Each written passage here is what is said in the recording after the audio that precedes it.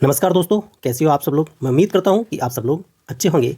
चलिए आज हम एक नए टॉपिक के साथ में बढ़ते हैं जो कि यूपीपीसीएस स्पेशल जो कि विगत वर्षों में पूछे जा चुके प्रश्नों की वो सीरीज होगी।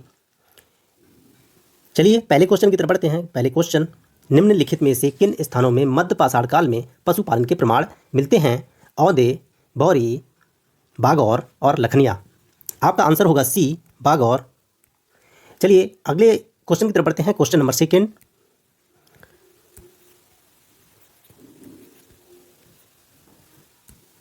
निम्न में से सिंधु सभ्यता से संबंधित कौन से केंद्र उत्तर प्रदेश में स्थित हैं? कालीबंगा, लोथल, आलमगीरपुर और हुलास।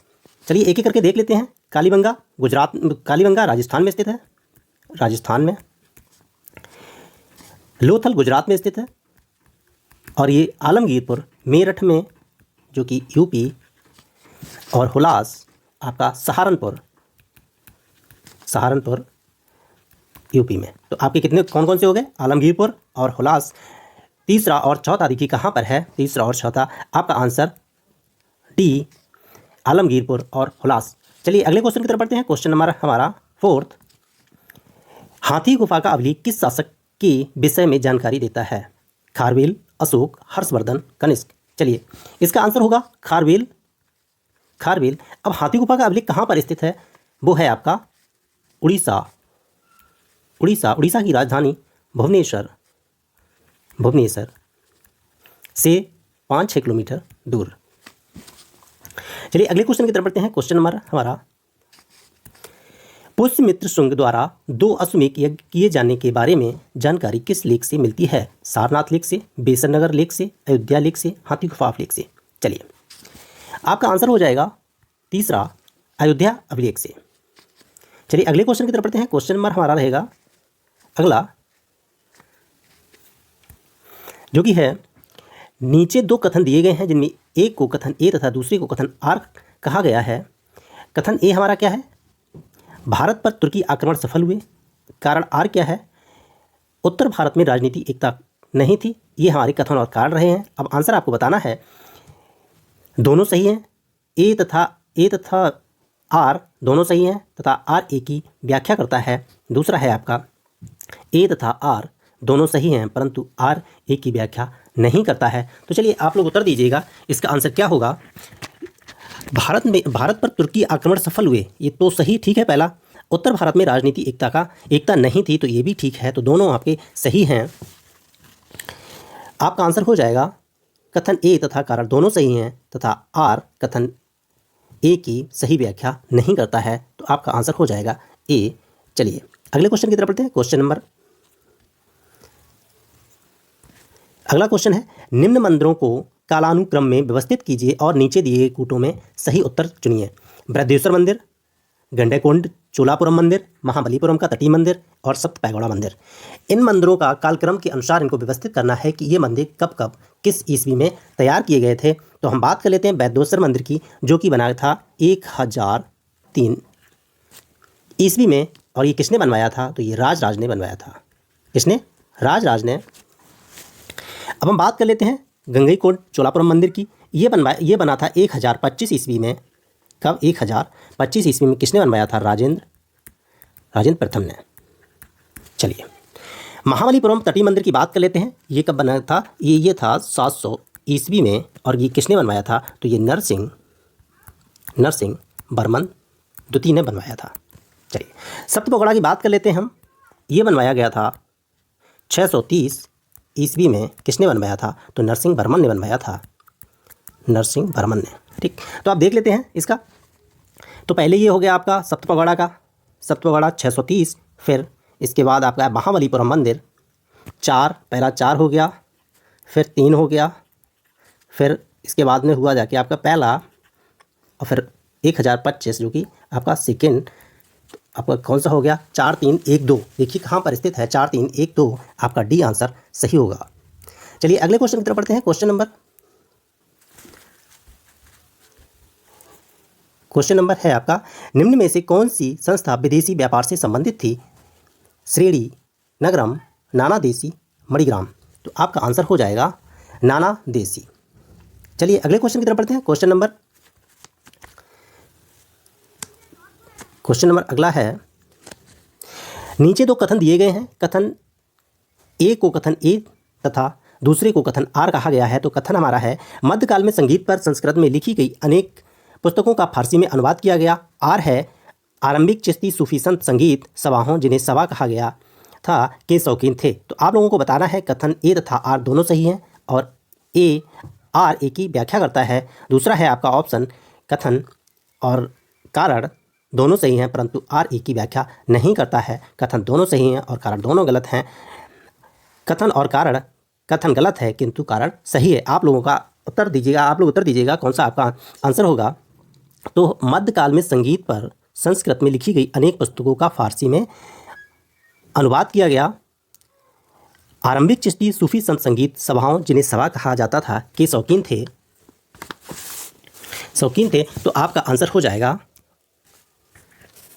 कथन ए तथा कारण दोनों सही हैं तथा आर ए की सही व्याख्या है।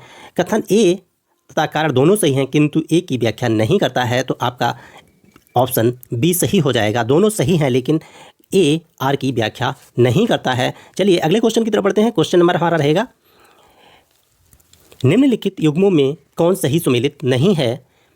ध्रुवदास भक्त नामावली, नावादास भक्तमाल, रसखान रसिक प्रिया, उस्मान चित्रावली। ये जो हैं एक तरफ आपके रचयिता हैं, एक तरफ पुस्तक है या उनके द्वारा कृति लिखी हुई है।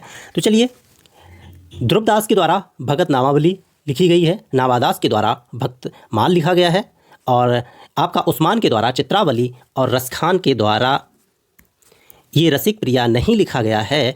रसिक प्रिया किसने लिखी है? तो केशव दास ने। तो आपका आंसर हो जाएगा सी, जो कि सुमेलित नहीं है। चलिए अगले क्वेश्चन की तरफ बढ़ते हैं। क्वेश्चन नंबर अगला है, मध्यकालीन भारत के ऐतिहासिक स्रोतों में चकला शब्द का प्रयोग हुआ है। यह है, परगना के समानार्थी था, सरकार के समानार्थी था, सूबा और परगना के बीच की क्षेत्रीय इकाई था लेकिन सरकार के समानार्थी नहीं था। डी है आपका ऑप्शन, उपलिखित में कोई नहीं है। चलिए आप लोगों को बता दें हम, आपका आंसर हो जाएगा सी, सूबा और परगना के बीच की क्षेत्रीय इकाई था लेकिन सरकार के समानार्थी नहीं था। ये चकला शब्द जहांगीर के समय सूबा और परगना के बीच के क्षेत्र की इकाई थी जिसे हम लोग क्या कहते हैं? चकला। चलिए अगले क्वेश्चन की तरफ बढ़ते हैं। क्वेश्चन नंबर हमारा रहेगा अगला, दिल्ली में पुराना किला के सामने खैरुल मंजिल नामक मस्जिद का निर्माण किसने करवाया था?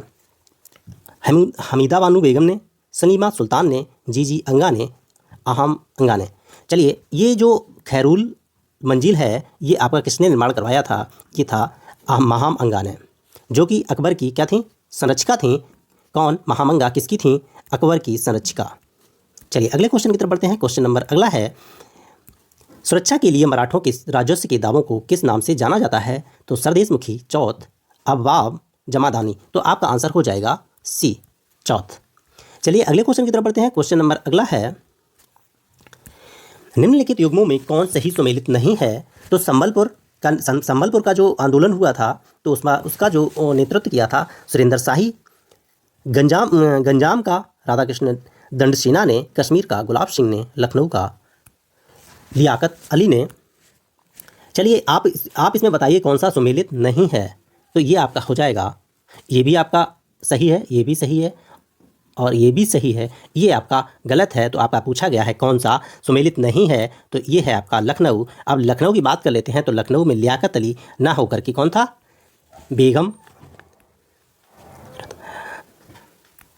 बेगम हजरत महल। ठीक, लियाकत अली कहाँ के थे?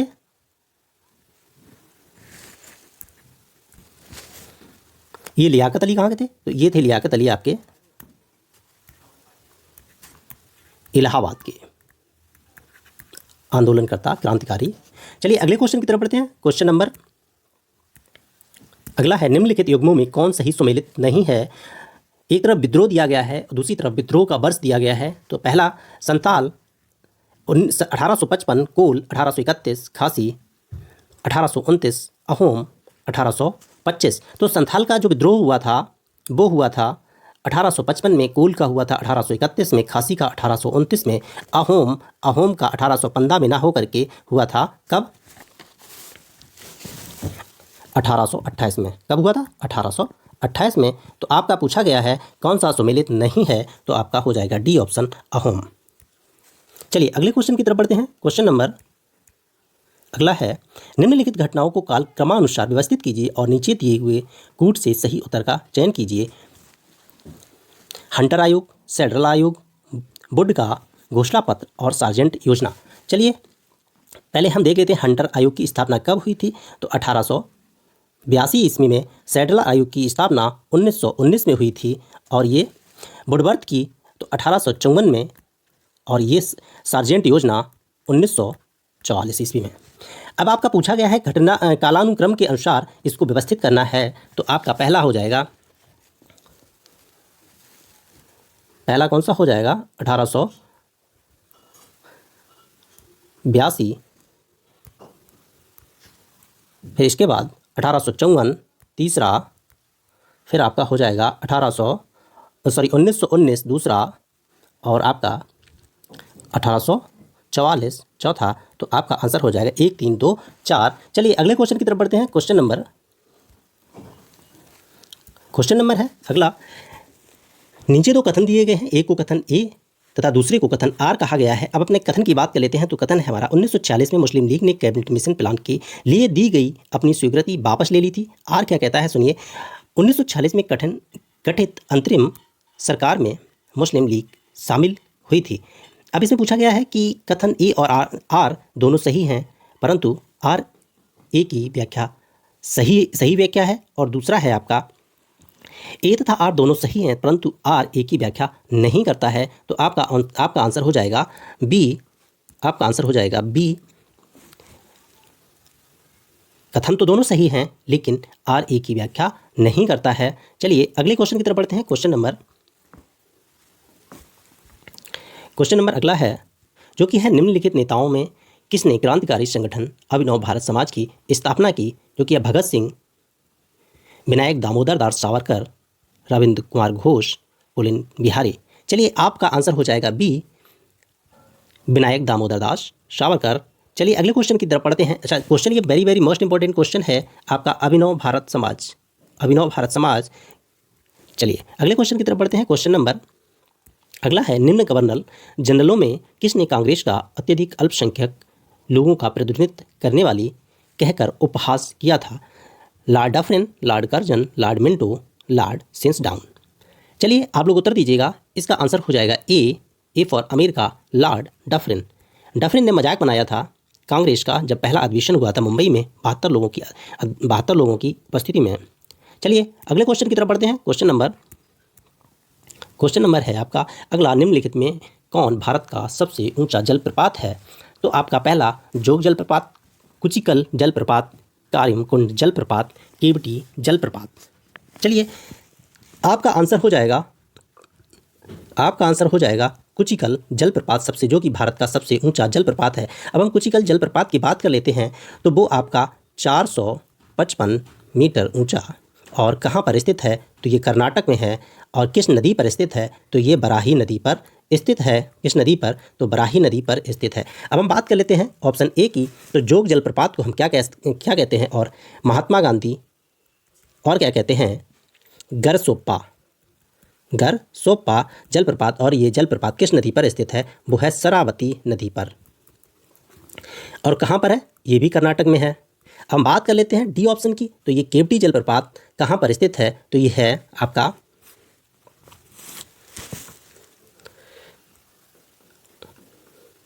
एमपी में।